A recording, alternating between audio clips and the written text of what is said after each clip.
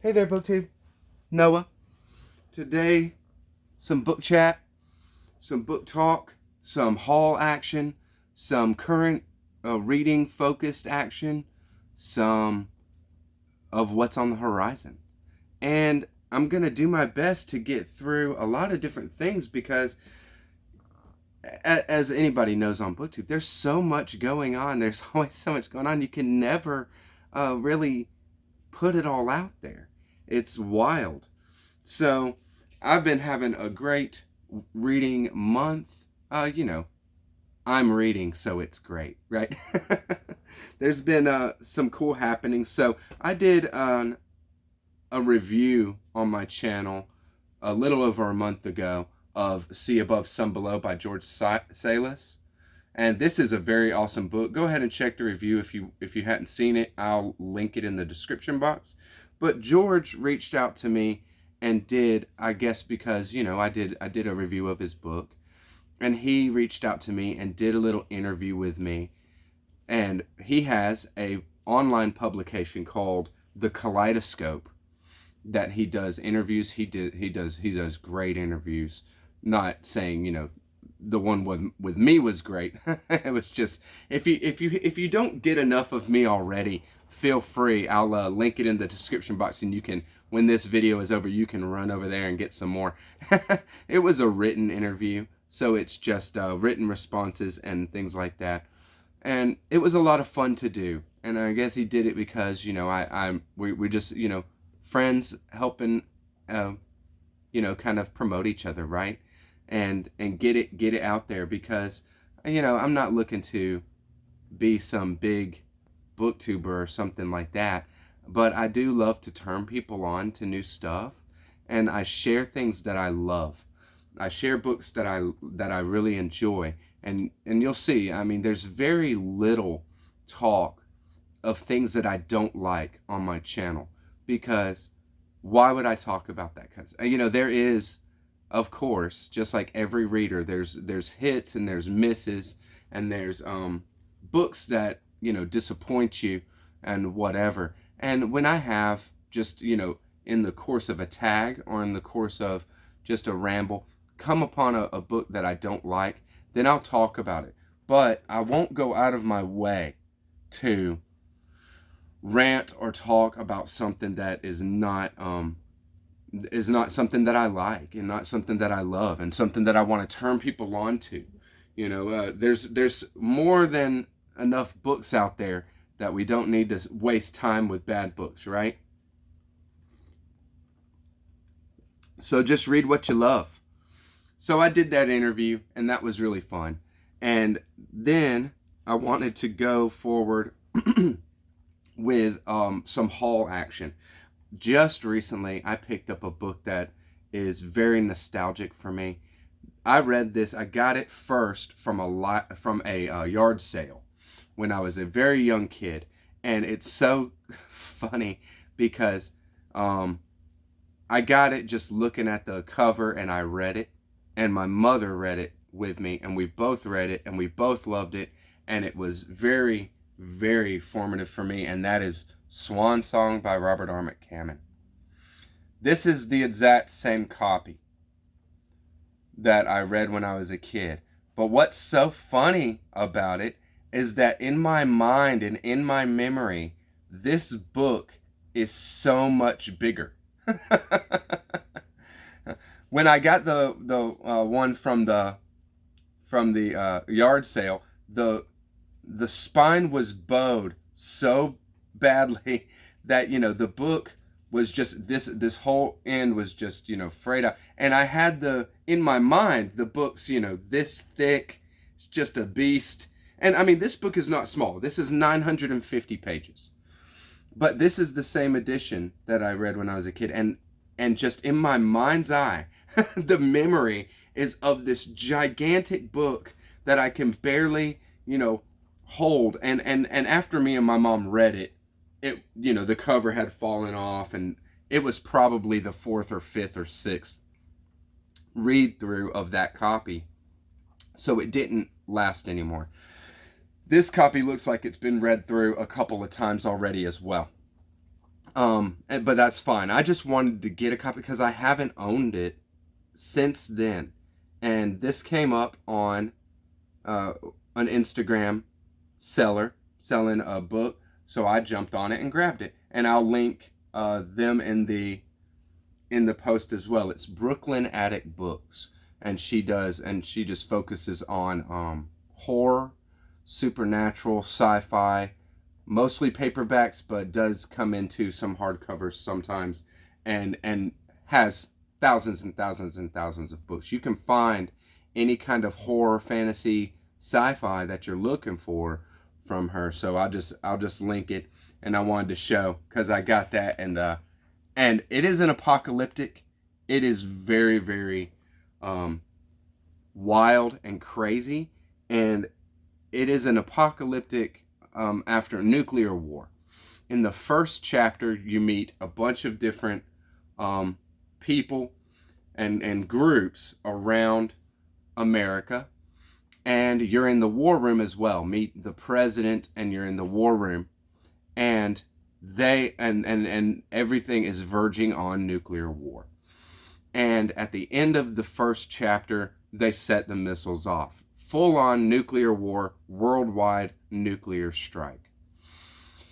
That is how the book starts, and it is horrifying.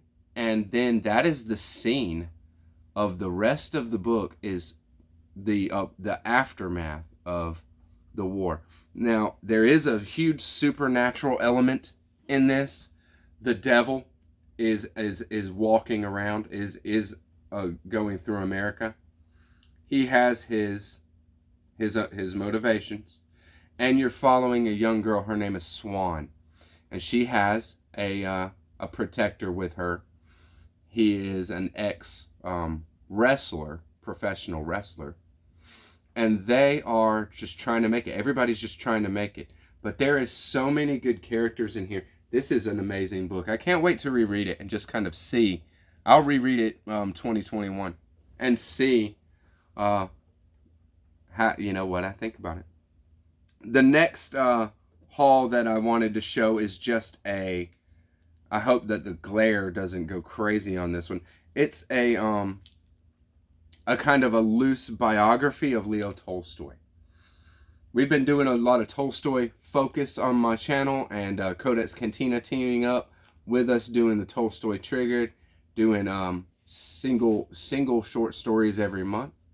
We're going to continue that for a little bit, at least through 2020, and I'm looking to finish up my year of Tolstoy, by reading his final novel, which is called Resurrection, by the end of December. But I picked this up because beard goals, right? I mean, come on now. This guy. I hope that the glare's not just destroying this so that you guys can see it. I'll try to give it in a lot of different light. So, but Hugh MacLean. This is this looks to be an awesome. The contents are Tolstoy as an artist, and it's exploring some of his themes, the theme of love and resurrection, which in Anna Karenina, a note on God sees the truth but waits, couple of different little essays on that. Tolstoy the thinker, Tolstoy and Jesus, Rousseau's God versus Tolstoy's God, Tolstoy and Darwin, Tolstoy and Gorky, Tolstoy beyond Tolstoy, Hemingway and Tolstoy,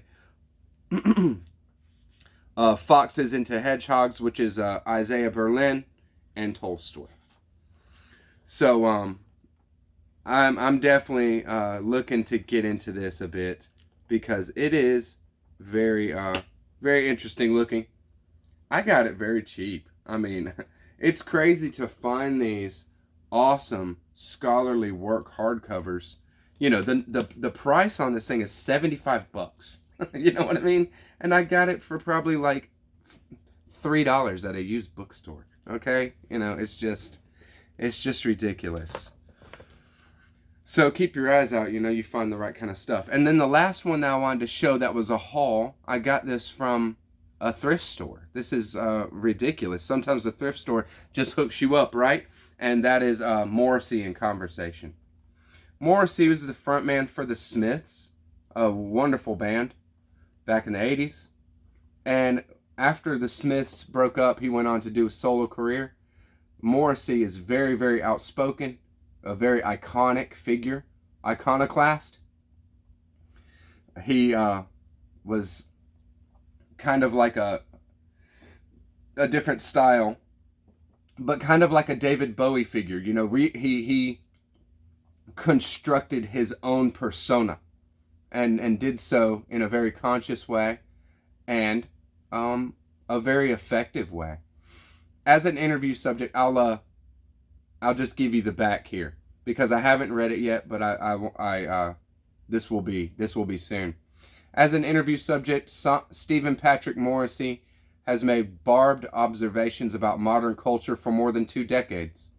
As renowned for his elegantly waspish interviews as for his celebrated song lyrics, his wit and vitriol are finally brought together in a long overdue collection of interviews, chronologically touching all the major points of his career. Morrissey in Conversation, the essential interviews, comprises the most famous statements from Britain's unlikeliest and greatest modern rock and roll star.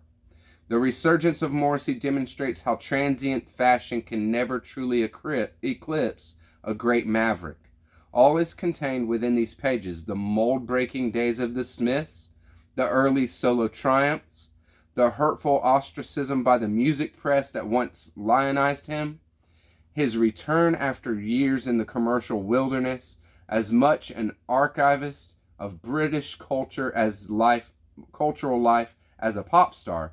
This collection preserves for posterity Morrissey's love of literary figures such as Oscar Wilde, his fetish for late 1950s, early 60s icons, reflections on his asexuality, his militant vegetarianism, and sardonic salvos against all forms of mediocrity.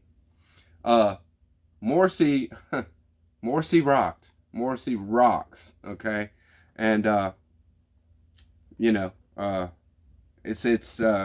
he's one of those that, we don't have around anymore, and the world is a little less well off for it. So what I'm currently reading is I'm still keeping on my I did a little small press indie author focus through September here. I did, of course, See Above, Some Below, the pocketbook here, and I did Her Infernal Nightmare and Other Stories, a short story collection that I have a interview for, or a review for as well on my channel. Did it just like maybe a week ago. I'll link that one too if you hadn't seen it yet. And I'm currently reading the final book for that little focus that I'm doing, the small press focus, is Rick Harsch's The Manifold Destiny of Eddie Vegas. Just what this is an amazing book. I'm loving it. I'm halfway through.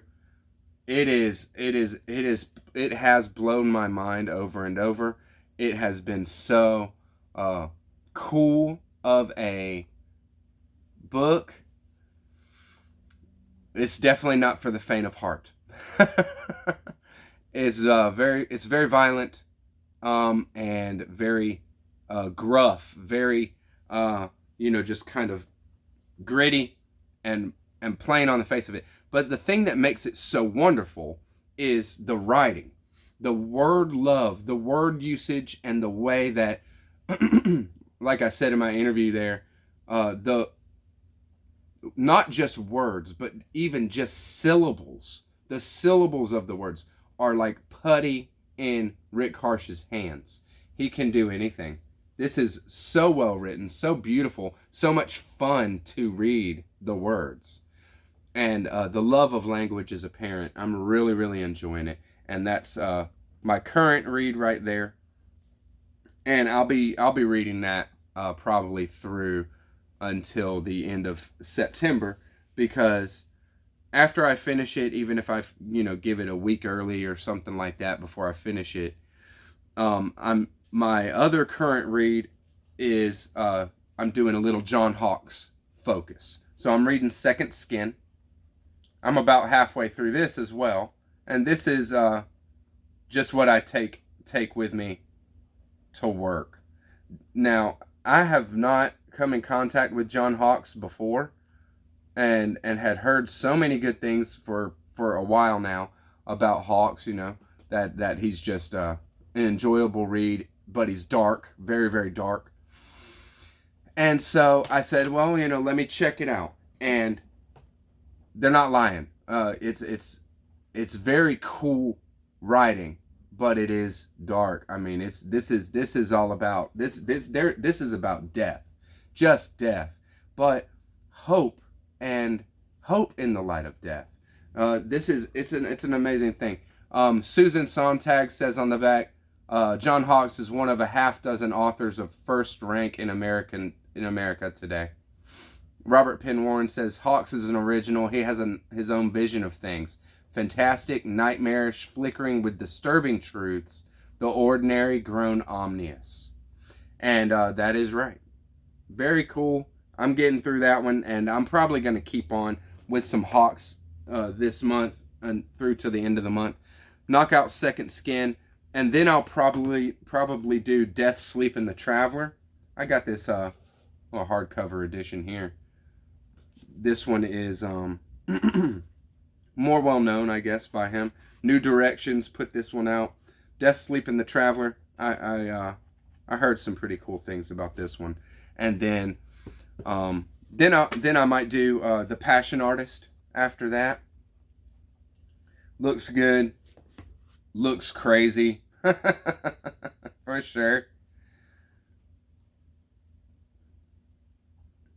But on the back here, it says that this novel, out of any others by John Hawkes, has the best chance of being read again and again and being studied critically.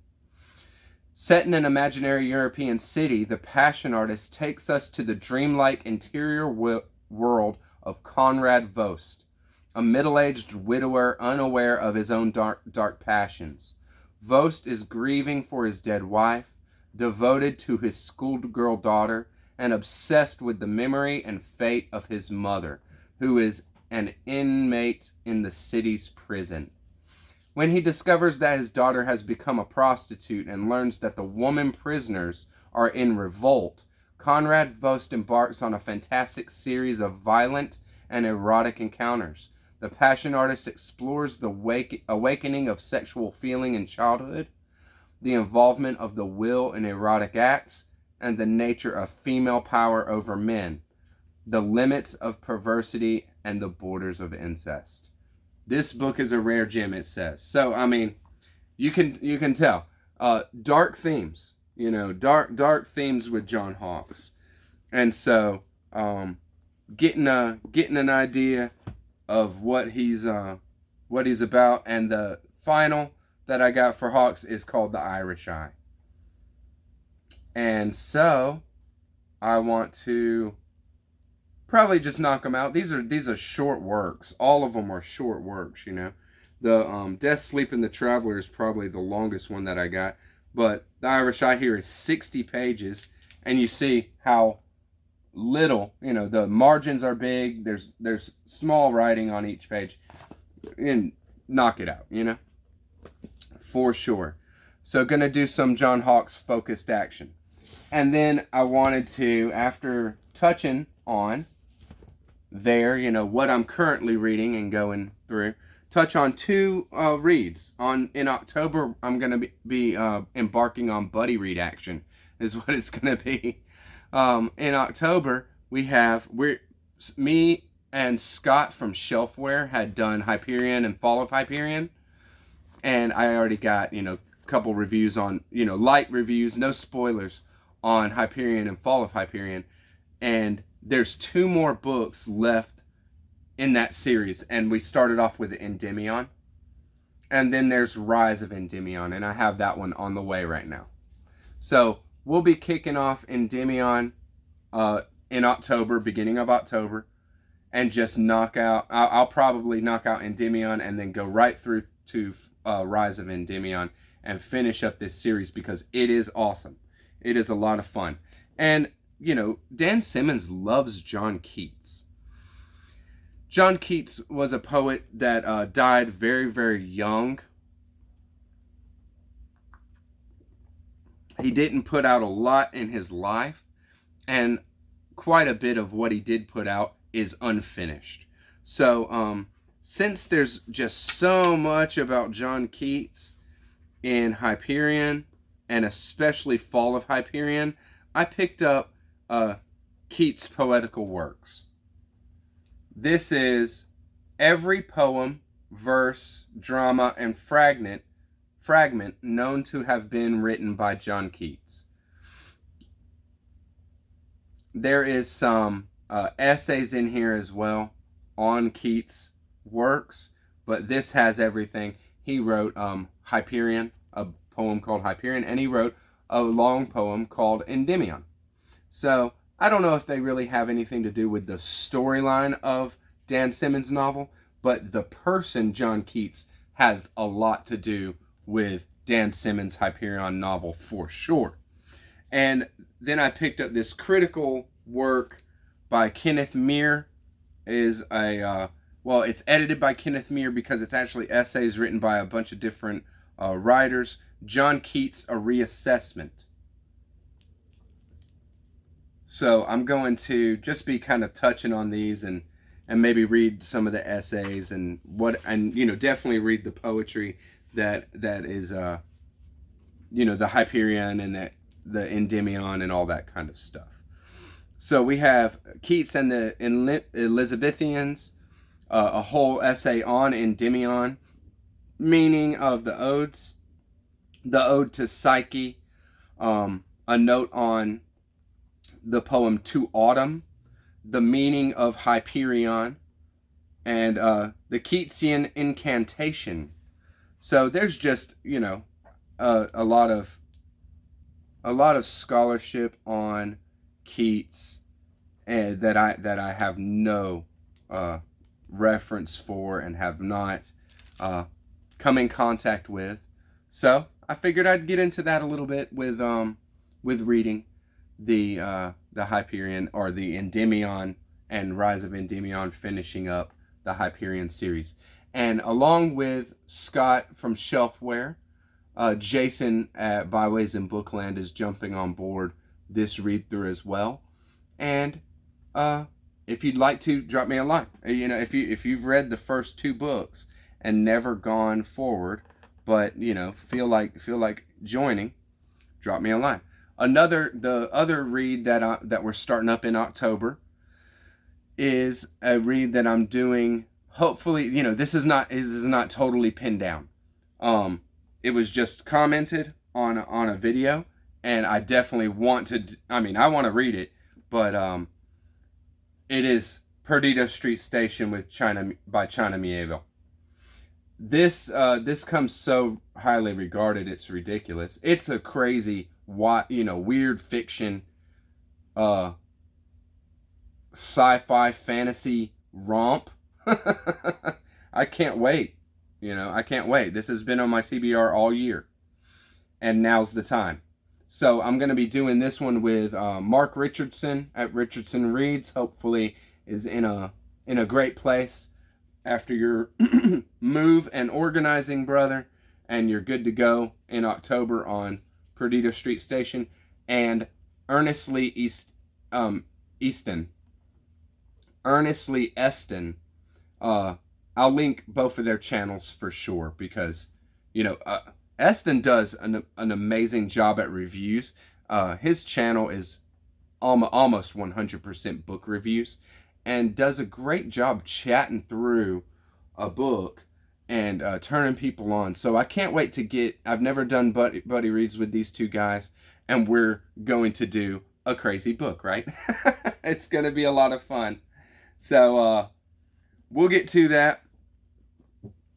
We got a lot of things on the docket. I'm sure there's more stuff going on that I'm not talking about you. Because like I said at the beginning, there's so much going on BookTube all the time. So I hope y'all enjoying this, enjoying yourself through the fall is coming, and catch you on the next one, BookTube. Bye bye.